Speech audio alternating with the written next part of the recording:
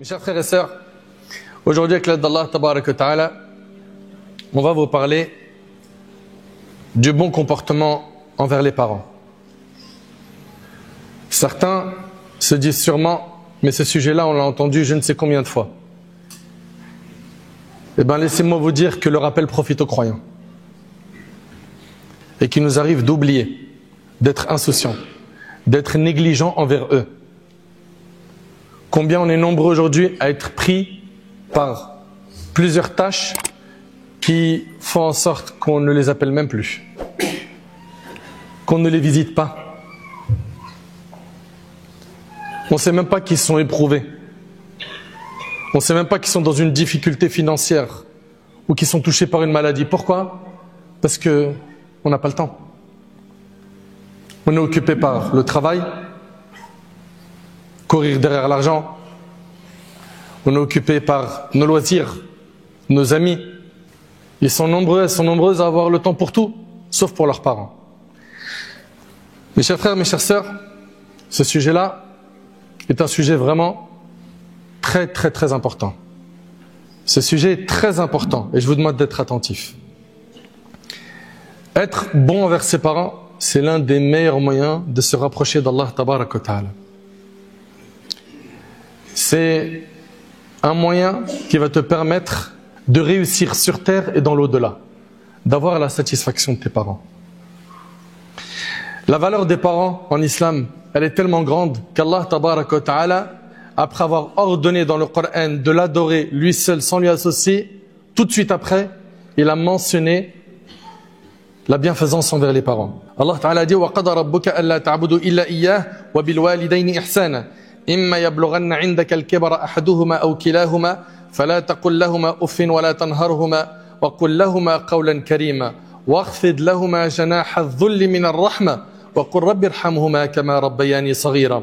Ton Seigneur vous ordonne de n'adorer que lui et de faire preuve de bonté envers vos pères et mères. Allahu Akbar. Allahu Akbar. Juste après avoir mentionné At-Tawhid, Allah Tabarak wa Ta'ala nous parle de la bonté envers les parents. Ça montre l'importance qu'ils ont. Si l'un d'eux ou tous deux atteignent l'âge de la vieillesse auprès de toi, ne leur dis point fille. Juste leur dire ça non, t'as pas le droit de le faire. Que dire de ceux qui répondent à leurs parents? Que dire de ceux qui regardent mal leurs parents? Que dire de ceux qui attristent leurs parents? Que dire de ceux qui crient sur leurs parents? Que dire de ceux qui virent leurs parents de leur domicile? Et wallahi que je suis pas en train de vous dire des choses qui n'existent pas. Hal jaza'ul ihsan ila al-ihsan? Est-ce que c'est comme ça que tu fais preuve de reconnaissance envers tes parents qui ont tout sacrifié pour toi? Ton Seigneur vous ordonne de n'adorer que lui et de faire preuve de bonté envers vos pères et mères. Si l'un d'eux ou tous deux atteignent l'âge de la vieillesse auprès de toi, ne leur dis point fille, ne les rudoie pas, mais adresse-leur des paroles affectueuses. Ce sont les paroles de qui, mes frères? Mes sœurs, c'est les paroles de qui que je suis en train de lire là? C'est les paroles d'Allah. Mais adresse-leur des paroles affectueuses. Et par miséricorde, fais preuve d'humilité envers eux. Sois humble. Arrête de croire que tu connais. Et tu commences à leur donner des leçons, tu leur parles mal, tu les fais pleurer, ils sont en colère contre toi et tu dors sans leur demander pardon. Mais c'est quoi ces cœurs?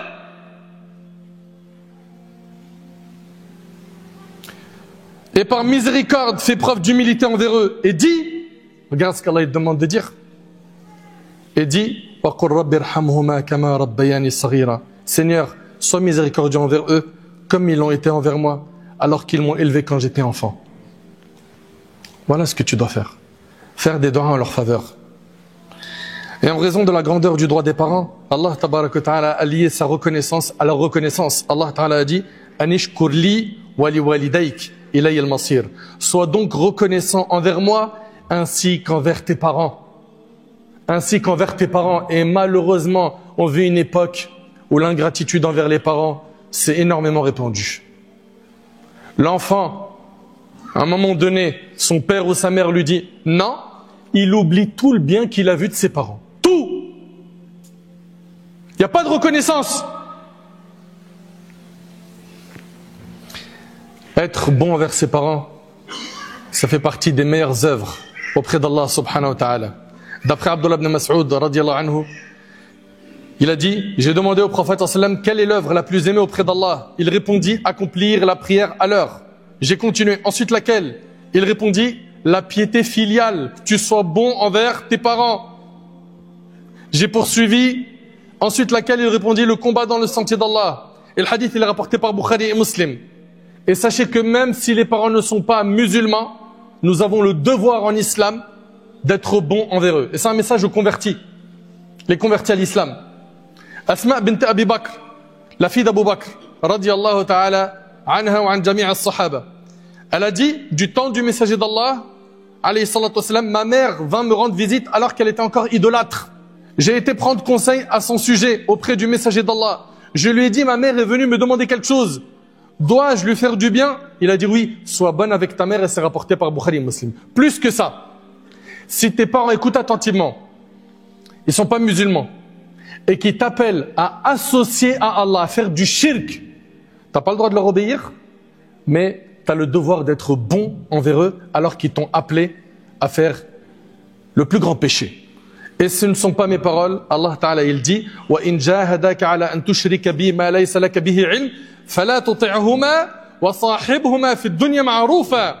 S'ils te poussent à m'associer ce dont tu n'as aucune connaissance, ne leur obéis pas en cela. T'obéis pas quand il s'agit d'une désobéissance. Mais écoute bien, tout en te comportant envers eux ici-bas avec bonté. Allahu Akbar. Si tes parents t'invitent au shirk, ils t'invitent au haram, t'as pas le droit de leur obéir concernant le haram. Mais tu as le devoir en islam d'avoir un excellent comportement envers eux. Ça, c'est ce que nous mentionne Allah dans Sourate Luqman. Mes chers frères, mes chères sœurs, on parle des parents, mais il faut qu'on mette l'accent sur la mère. La mère qui a connu la grossesse, les douleurs des contractions, la mère qui a connu l'accouchement, la mère qui a connu l'allaitement, la mère qui a sacrifié des nuits pour que toi tu puisses dormir. La mère qui était soucieuse au point de ne plus connaître le sommeil pour que tu restes en vie. La mère qui avait énormément de soucis pour ton bien-être, pour ta santé. Allah Ta'ala il dit وَوَصَّيْنَا الْإِنسَانَ بِوَالِدَيْهِ إِحْسَانًا حَمَلَتْهُ أُمُّهُ كُرْهًا وَوَضَعَتْهُ كُرْهًا وَحَمْلُهُ وَفِصَالُهُ 30 شهرًا. Nous avons enjoint à l'homme d'être bienveillant envers ses parents. Sa mère l'a porté avec peine et accouché de lui avec peine. Elle le porte et l'allaite jusqu'à son sevrage. Ceci sur une période de 30 mois. Dans le hadith rapporté par l'imam al-Bukhari et Muslim, un homme vint trouver le prophète sallallahu alayhi wa sallam et lui demanda, ô messager d'Allah, quelle est la personne qui mérite le plus que je lui tienne bonne compagnie? Il lui a dit ta mère. Ensuite qui? Continua l'homme. Ta mère, répéta le prophète sallallahu alayhi wa sallam. Ensuite qui? Poursuivit l'homme. Ta mère, réitéra le prophète sallallahu alayhi wa sallam. Ensuite qui? Demanda-t-il. Ton père, conclut le prophète sallallahu alayhi wa sallam. Le hadith il est rapporté par Bukhari et Muslim. 3 fois la mère, 1 fois le père. La mère, elle a fait ce que le père ne peut pas faire. Et les maris, ils sont ici devant moi. Les papas, ils sont là. Ils sont témoins. Ils sont témoins. Quand il était en bas âge, tu pouvais même pas supporter l'entendre pleurer. Parce que tu travailles le lendemain. Tu t'es peut-être retrouvé à dormir dans une autre pièce. Ou à dire à ta femme, prends le bébé et dors-toi dans une autre pièce. Mais elle n'a pas compté ses nuits. Elle n'a pas compté les sacrifices pour son bébé. Subhanallah, la miséricorde qu'Allah a mis dans son cœur, elle est impressionnante. Jahima vint trouver le prophète sallallahu alayhi wa sallam, il lui a dit, ô envoyé d'Allah, je viens te demander conseil car je compte prendre part aux expéditions militaires. Le prophète sallallahu alayhi wa sallam lui demanda, ta mère est-elle vivante? Il répondit oui. Le prophète sallallahu alayhi wa sallam de lui ordonner, prends soin de ta mère car le paradis se trouve à ses pieds. Et c'est rapporté par l'imam al-Nasa'i, Ibn Majah et Al-Hakim.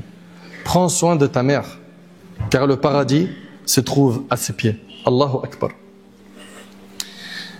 Ibn Abbas radiyallahu anhu m'a dit, je ne connais pas d'acte meilleur pour se rapprocher d'Allah que la bonté envers la mère. Hisham ibn Hassan a dit à Al-Hassan, je suis en train d'apprendre le Coran, mais ma mère m'attend pour dîner.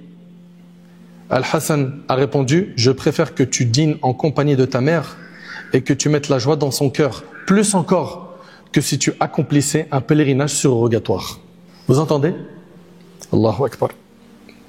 Notre mère Aïcha, radiallahu anha, l'épouse du prophète sallam, a dit, le messager d'Allah sallallahu alayhi wa sallam a dit, je suis entré au paradis. Comme vous le savez, le prophète sallam, il a vu le paradis.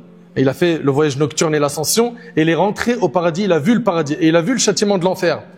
Il a dit, je suis entré au paradis et il a entendu une récitation. Je demandais, qui est-ce? Les anges dirent, c'est Harith ibn Nu'man. Il a entendu la voix de Harith ibn Nu'man qui récite dans le paradis. Et là, le prophète m'a dit, voilà le fruit de la bienfaisance. Voilà le fruit de la bienfaisance. Le hadith, il est rapporté par Ahmed. Et Al-Harith était parmi les gens les plus bienfaisants envers sa mère. Radiallahu anhu. Abdullah ibn Amr, radiallahu anhu, an jami'a sahaba, relate que le prophète a dit, la satisfaction d'Allah passe par la satisfaction des parents. Et la colère d'Allah passe par la colère des parents, et c'est rapporté par Tirmidhi. Est-ce que ces frères et ces sœurs aujourd'hui qui mettent en colère leurs parents réalisent qu'ils ont mis en colère Allah? Tout le monde prétend suivre le Coran et la Sunna, aimer Allah et son prophète. Mais comment tu peux dire j'aime Allah et son prophète et tu mets en colère tes parents et tu vis comme s'il n'y avait rien? Il ou elle va sortir voir ses amis, laissant sa mère en pleurs, laissant son père dans un mauvais état. Ils vont dormir alors qu'ils voient leurs parents en colère contre eux, ils leur demandent même pas pardon. Ils vont dormir comme si de rien n'était. Mais t'as pas peur qu'une épreuve s'abatte sur toi parce qu'Allah il est en colère contre toi? T'as pas peur de ça?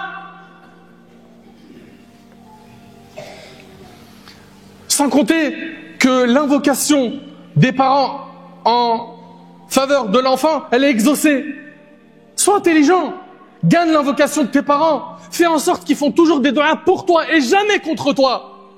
Le prophète sallallahu a dit dans le hadith d'Abi Huraira, qui est rapporté par Ahmad et d'autres, il a dit 3 invocations sont exaucées sans aucun doute. Parmi ces invocations-là, il a dit l'invocation du parent contre son enfant. T'imagines s'il fait doigt contre toi? Fais en sorte de ne jamais t'attirer la colère de tes parents. Oui, mais mon frère, tu sais pas comment mon père il est, tu sais pas comment ma mère elle est. Il est possible effectivement que ce que tu dis c'est vrai, t'es éprouvé par un papa ou une maman qui est mauvaise. Mais on t'a dit quoi tout à l'heure? On a mentionné qu'Allah Ta'ala a dit que s'ils t'appellent à faire du shirk, tu leur obéis pas, mais tu leur dois quand même un bon comportement. Conforme-toi au Coran. Arrête de faire la tête dure. Ou tu les mauvaises fréquentations qui disent, moi pour moins que ça, mon père je leur ai répondu, prends ta valise, pars. Ça c'est pas des amis, c'est des démons parmi les amis. Faut pas les écouter ni les fréquenter. Le prophète sallam a dit, écoutez bien ces textes de mise en garde contre le mauvais traitement des parents. Abdullah ibn Amr ibn al-As rapporte que le prophète sallam a dit, les grands péchés sont le fait d'associer quoi que ce soit à Allah, la désobéissance aux parents, le meurtre et le faux serment rapporté par l'imam al-Bukhari. Et d'après Abdullah ibn Umar, le prophète sallam a dit, il y a 3 personnes à qui Allah a interdit le paradis. Écoutez attentivement, il y a 3 personnes à qui Allah a interdit le paradis. 1, l'alcoolique, celui qui ne se comporte pas bien avec ses parents. Allahu Akbar. Et le dayouth, celui qui admet le dévergondage dans sa famille. Et le hadith, il est rapporté par Ahmed. T'imagines, tu veux te priver du paradis? Mais pourquoi tu réfléchis pas? Pourquoi tu raisonnes pas?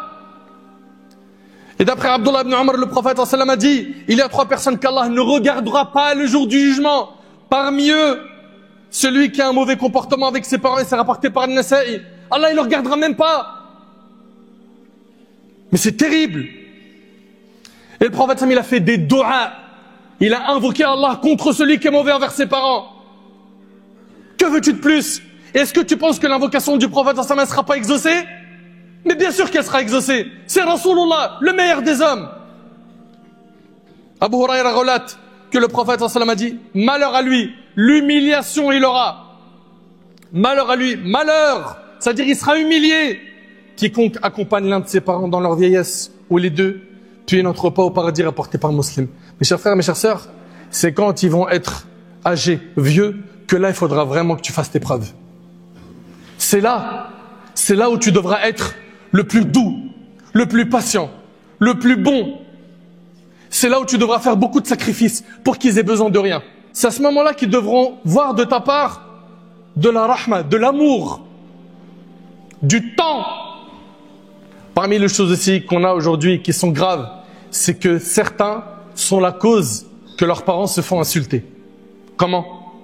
Eux-mêmes, ils insultent les parents de quelqu'un, suite à quand on insulte leurs parents. Donc il a été la cause de se faire insulter ses parents. Et ça, c'est pas permis en islam. Abdullah ibn Amr ibn al-As relate, radiallahu anhu an jami'a as-sahaba, que le prophète m'a dit, parmi les grands péchés figure le fait qu'un homme insulte ses parents. On a dit, un homme peut-il insulter ses parents? Il répondit oui. Il répondit oui, il insulte le père d'un homme qui à son tour insulte le sien.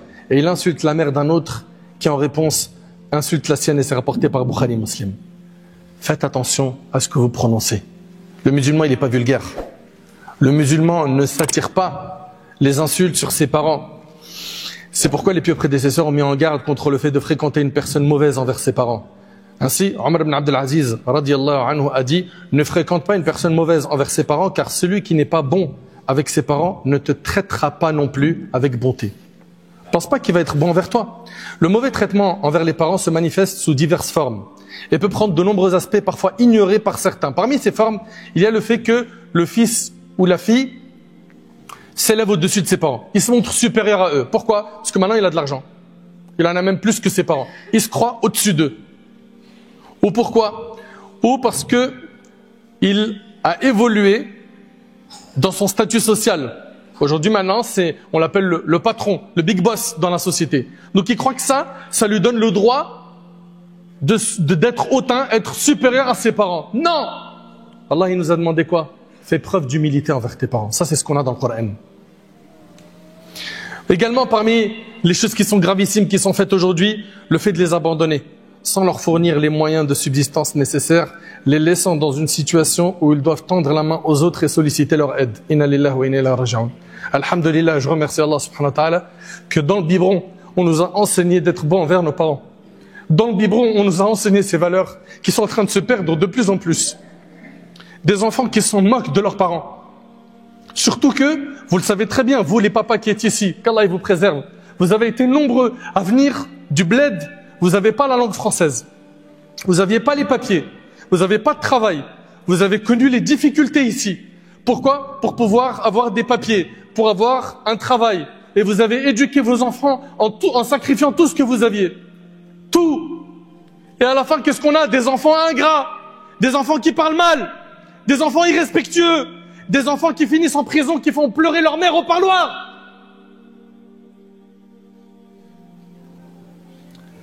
Ça se perd aujourd'hui, la bienfaisance envers les parents. Ceux qui ont leurs parents vivants, remerciez Allah, vous avez 2 portes qui mènent au paradis. Et ça, on va vous le lire dans un texte dans pas longtemps, Inch'Allah. Faites le nécessaire pour les rendre heureux. Passez du temps avec eux, discutez avec eux, offrez-leur des cadeaux, anticipez leurs besoins. N'attendez pas qu'ils vous demandent. Eux, ils n'ont pas attendu quand tu étais petit que tu dises « Maman, j'ai besoin de ça ». Tout de suite, ils sacrifiaient pour toi, quitte à ce que eux, ils aient pas d'argent pour manger. Le plus important, c'est toi. Tu as ton livre pour l'école, tu as des vêtements pour l'école, tu as ton soutien scolaire, tu arrives à aller au sport. Aujourd'hui, on vit une période sombre où on ne connaît plus le respect des parents. On les fait craquer à longueur de journée et on s'en moque. C'est ça qui est catastrophique. Serviteur d'Allah, concernant le père, on a parlé beaucoup de la mère. Le père se dévoue sans relâche, supporte les épreuves et les difficultés de la vie pour gagner de quoi nourrir son enfant et l'élever. L'enfant est à la fois une source de fierté et de responsabilité pour son père. Lorsqu'il entre, le père s'illumine de joie. Quand le papa voit son enfant, il est heureux. Il le prend sur ses genoux, il l'embrasse, il lui fait des câlins. Quand il vient vers lui, il trouve la tendresse dans les bras de son père. L'enfant se sent protégé par la force de son père. Il dit même à ses amis, il les menace. Si tu continues, je vais amener mon père. C'est son protecteur. Et à la fin, quand il grandit, il mord la main qui lui a fait du bien. Il est ingrat et mauvais. Il oublie tout le khir qu'il a vu. Voyons ensemble rapidement comment étaient les pieux prédécesseurs dans le respect des parents.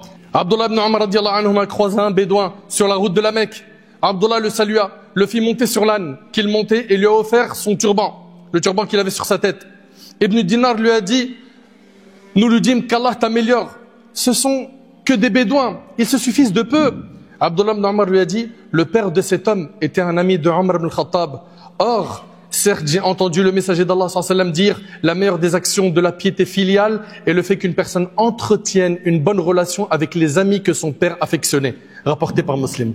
Nous, il nous est demandé en islam d'être bon envers nos parents, mais même envers les amis de nos parents. Allahu Akbar. Même envers les amis de nos parents. Selon Mohammed ibn Sirin, à l'époque de Uthman ibn Affan, radiallahu anhu, le prix d'un palmier atteignait 1000 dirhams. Pourtant, Oussama ibn Zayd alla couper un palmier pour en extraire le cœur du palmier, al-Jummar, et l'offrir à sa mère. On lui a dit, mais comment tu peux faire ça? Tu as acheté un palmier qui coûte 1000 dirhams pour finalement recueillir le cœur du palmier qui coûte que 2 dirhams? Regardez la réponse. Il a dit, ma mère m'a demandé cela, et jamais je ne lui refuserai quoi que ce soit que je peux lui offrir. Et jamais je ne lui refuserai quoi que ce soit que je peux lui offrir. Mes frères, je répète, si vous avez encore vos parents vivants, ne leur refusez rien. Faites le nécessaire pour qu'ils aient besoin de rien. Et si vous demandent quelque chose, battez-vous pour leur offrir. Vous allez le regretter après leur mort. Vous vous rappellerez de toutes ces fois où vous auriez pu faire rentrer la joie dans leur cœur, de leur offrir ce qu'ils demandent, mais vous ne l'avez pas fait. Et d'après Abu Burda, j'ai vu Abdullah ibn Umar et un homme du Yémen qui faisait le tawaf autour de la Kaaba en portant sa mère sur son dos. Il disait, je suis pour elle son chameau docile. Et si sa monture fuit, moi je ne fuis pas. Puis il a dit, oh Ibn Umar, est-ce que tu penses que je l'ai rétribué? Est-ce que tu penses que je lui ai donné son droit? Abdullah ibn Umar lui a dit, non. Tu lui as même pas remboursé une seule des contractions de celle de l'accouchement. Vous entendez? Tu ne lui as pas remboursé une seule contraction. Une seule contraction. Allahu Akbar. Et c'est rapporté par l'imam al-Bukhari dans l'Adab al-Mufrad. Ibn Aouf a rapporté qu'un homme entra chez Mohammed ibn Sirin alors qu'il était avec sa mère et demanda, que lui arrive-t-il? Est-ce qu'il se plaint de quelque chose? On lui répondit non, mais c'est ainsi qu'il agit quand il est avec sa mère. Il parle doucement. Il parle doucement quand il est avec sa mère. Abu al-Hassan, Ali ibn al-Hussein, Zayn al-Abidin, radiyallahu anhu an jami' as-sahaba. Quand il mangeait, il mettait toujours 2 assiettes, une pour lui et une pour sa mère, en sachant que le fait de manger dans un seul plat mettait la bénédiction dans celui-ci. Et quand il a été questionné sur cet acte, il a dit qu'il avait peur de manger avec sa mère dans la même assiette, dans le même plat, et qu'il lui arrive de manger une chose que sa mère avait désirée, ce qu'il considérait comme un mauvais comportement envers sa mère. Haywatu Ibn Shuraih, l'un des grands imams et des savants célèbres, alors qu'il était assis dans son cercle d'enseignement, il est en train d'instruire les gens, des étudiants venaient de partout pour l'écouter, pour étudier auprès de lui. Soudain, sa mère lui dit, alors qu'il était entouré de ses étudiants, lève-toi, oh Haywa, va nourrir les poules. Il se lève alors, il délaisse l'enseignement et va nourrir les poules. T'imagines, il est dans un cercle d'enseignement, c'est une personne de science. Que dire de ceux qui sont accrochés à leur PlayStation, à leur téléphone portable, à leur tablette, à leur ordinateur? Le père, la mère lui dit, j'ai besoin de toi. Il lui dit, attends, j'ai pas fini ma partie. Et selon Abu Darda, radiallahu anhu, dans le hadith, il dit, j'ai entendu le messager d'Allah sallallahu alayhi wa sallam dire, les parents sont la porte du paradis dont l'accès est le plus facile. Les parents sont la porte du paradis dont l'accès est le plus facile. Si tu veux, profite de cette porte ou n'en profite pas, rapporté par Tirmidhi. On vous a dit que les parents, c'est l'accès le plus facile pour entrer au paradis. Tu cherches le paradis, va, excelle envers tes parents. Et Iyas ibn Muawiyah pleura à la mort de sa mère. On lui demanda, pourquoi pleures-tu? Suite à quoi il dit, j'avais 2 portes ouvertes vers le paradis et l'une d'elles a été fermée. Mes chers frères, mes chères sœurs, être bon envers ses parents nous fera récolter le succès sur terre et dans l'au-delà. Et le fait d'avoir un de nos parents ou les 2 parents en vie, c'est un grand bienfait. C'est pour cela qu'il faut impérativement profiter pendant qu'il en a encore temps et nous rapprocher d'eux en faisant le nécessaire pour nous réconcilier, être bon envers eux et réparer ce qu'on a pu faire comme tort envers eux. Et parmi les choses qu'il faudra faire, il y a de ne jamais élever la voix sur les parents, d'être bon quand on leur parle, faire preuve de douceur et d'utiliser les meilleurs mots, de leur obéir quand ils nous donnent un ordre, de ne jamais les regarder avec un regard méchant. Et également, quand on les voit, on se lève pour les saluer par respect et on leur embrasse le front et la main. On fait des doigts pour eux et on se bat pour qu'ils soient satisfaits de nous et on supporte le tort qu'on peut voir de leur part. Et sache une chose, c'est pas à eux de s'adapter à toi, c'est à toi de t'adapter à eux. Parce qu'il y a des enfants qui comprennent pas ça. Ils pensent qu'il va réussir à façonner son père et sa mère à son image. Non. Non. Tu veux réussir, à toi de t'adapter à eux. Fais pas l'inverse. Donc mes chers frères, mes chères sœurs, faisons le nécessaire pour être respectueux envers nos parents. Gagnons leur confiance. On ne les met pas en colère. On rend leur amour qu'ils nous donnent par plus d'amour, par beaucoup de bienfaisance. On leur fait des doigts. On n'est pas ingrat. On les respecte. On leur parle bien. De cette manière, tu réussiras dans ce bas monde et dans l'au-delà. J'implore Allah Tabarak wa Ta'ala de nous pardonner nos manquements.